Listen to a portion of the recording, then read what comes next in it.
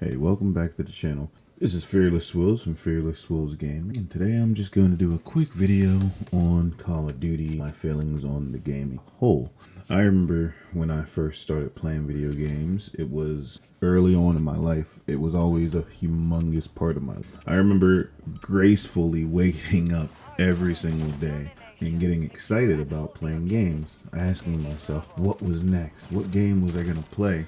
At the time, Spyro was a humongous game, so was Frogger, and I'm really showing my age now, but we played a lot of simpler games. So when I got into Call of Duty with my friends, we could barely even play because the internet wouldn't allow us to. But then whenever we could play together, we got into party mode, and boy did we get in so much trouble. I mean, we would say some of the stupidest things, and we would just die so many times. Sometimes we'd have good kill streaks. But it was just the fun of playing together with our friends, and I think it was crazy because we didn't have that in our, we couldn't even do that really. So fast forward, all of my closest friends throughout high school came from the Call of Duty scene. I would play and just go on, and we would just talk in the lobby, and we would just joke about how I either suck or they suck, or we would talk about life privately in our own quarters, see how things were.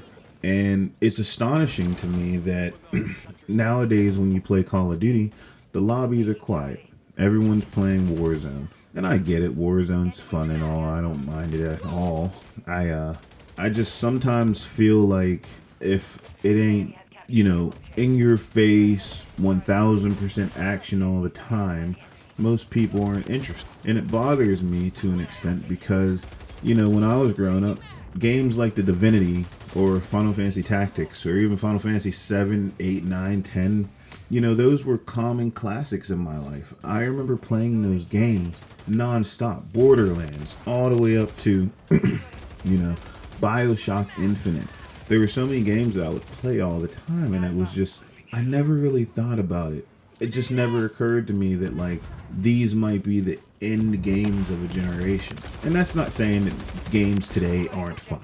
I enjoy plenty of games today. For what it's worth, I play a lot of older games like Digimon Cyber Sleuth, or I play Pokemon Sword and Pokemon, Scarlet or Violet, or I play Pokemon Go every once in a while. There's a lot of mobile games I gave up because after a while you just start to realize those are just straight up money pits, and you're just wasting your money playing a game that has no residual outcome besides you being frustrated, losing all your money, and after one mistake you just end up getting nothing from it. Sports games nowadays are just gotchas as well. I get it, back when I was playing NBA, and I wanted to make a few videos on NBA. I just couldn't because it was the competition level was so high. And that's not to say I'm not competitive. It's not that at all. But you have people out there that that's what they do for a living, and they make it. So you're going to look like a fool. You're going to look bad. You're going to go down. You're going to feel like the biggest piece of shit because you can't put money into the game like they can. And there's no problems with that, but it just seems like the more the companies make, the less the experience is for the consumer. And at first I didn't mind my team, especially when you're playing NBA, or I didn't mind playing Madden because it was fun. But then you start to realize, I'm putting all this money into a character that I'm gonna have to make again next year, and again the next year after that, and again the year after that. But yet the same common mistakes are never fixed. Now, this isn't me wanting to poo-poo on the gaming community at a whole, or the gaming company.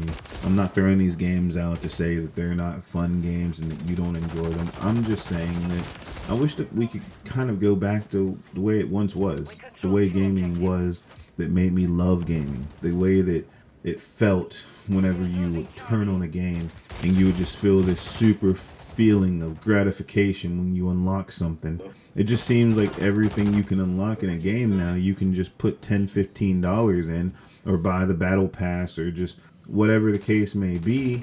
When I played Borderlands, I killed Jack so many times. just to unlock one weapon that I ultimately never used. But it was just to know that there was a weapon out there that I could get, that could be good, that could help me on future playthroughs. When I played BioShock Infinite, the story, you know, I saw people saying they wanted to remake it. I don't want them to remake it because it would just be a cash cow for them. They would just put so much money into making you put money into the game that it wouldn't even be fun. Would there even be multiple storylines where you can have a different ending depending on the choices you make? That's the landscape we're in. Incomplete games. And it's sad because you see some games that come out, like, you know what you're looking forward to when you play Poppy Playtime. You know what you're looking forward to when you play these indie games. You know, most of the time they're not complete.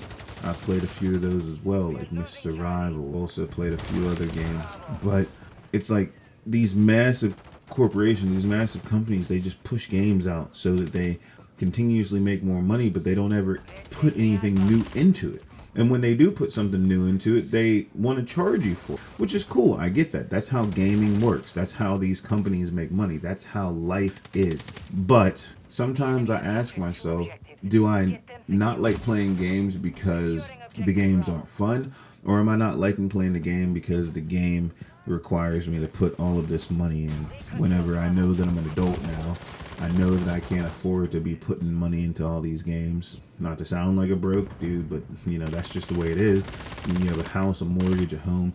I said this thing 2 times. It is. But when you have all these different bills coming out, like, it's hard to continuously put money into games. And I think that's why I gravitate towards games that are more just like easier to play and has a better storyline and is more compelling, and I don't have to put $10,000 in to enjoy. And maybe that's why I don't like playing Madden and NBA as much, you know, competitively, because I know that about time I get my character to 99 or even 90, there's going to be a dude out there on his 19th account with 1799s and stuff like that. You know, I find things in games very simple and fun. I enjoy the adventure, the compassion that comes with it. I enjoy the moment of gratitude that goes along with it. And I know that, you know, it's hard to believe that someone just wants to play a game for the story and stuff now, and it's not just mindless shooting, mindless killing. But that's kind of how it is. I think that's games to me is the final hope that we have in a world that's so divided, in a world that has so many issues. And to me, I just want that feeling to come back, and I think that's why I keep trying harder and harder to play games more and more to try and find the excitement that I once had when I was younger, because I do think that gaming is important for everyone. It's a way to relieve stress. It's a way to make you feel better. If more people were happy, then there wouldn't be so many issues and problems in the world, and if we all just came together as a whole, most of the problems in the world would be gone. But that's just how I feel. Anyway, thank you so much for listening. Thank you so much for watching. If you liked it, please like, comment, and have a good day. Bye.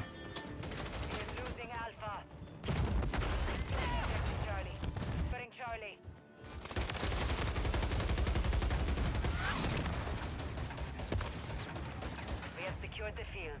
Mission accomplished.